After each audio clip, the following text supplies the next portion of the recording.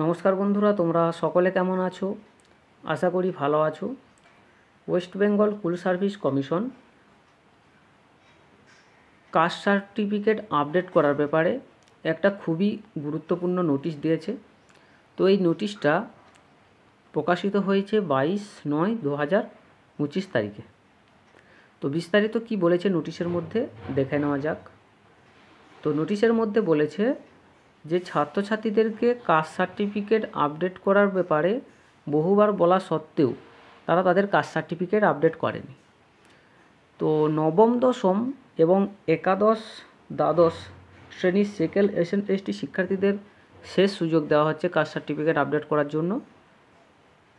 তো 22/9/2025 থেকে 26/9/2025 তারিখের মধ্যে তারা যেন তাদের কাস্ট সার্টিফিকেট আপডেট করে দেয়। তো এর জন্য কী করতে হবে? The candidate will have two first log in and choose the edit option. তো ক্যান্ডিডেটকে প্রথমে কমিশনের ওয়েবসাইটে গিয়ে লগ ইন করতে হবে এবং তারপর এডিট অপশানটা বেছে নিতে হবে। Then she will have to select the category from the drop down.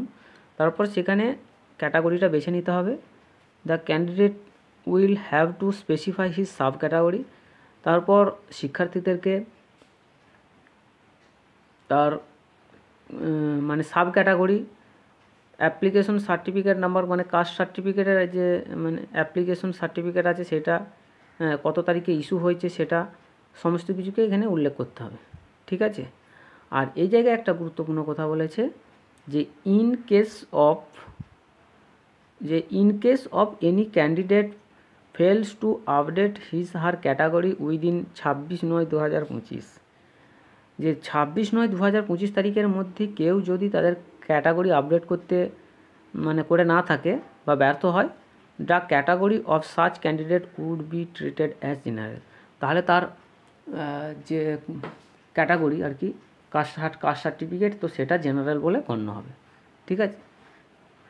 তো তখন সেটা তাদের SC ST OBC থাকবে না, তাদের জেনারেল বলেই তারা গণ্য হবে।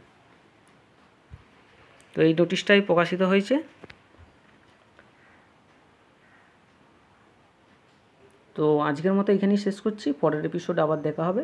আর ভিডিওর মধ্যে যদি কোথাও কোনো ভুল হয়ে থাকে কমেন্ট বক্সে অবশ্যই জানিয়ে দেবো।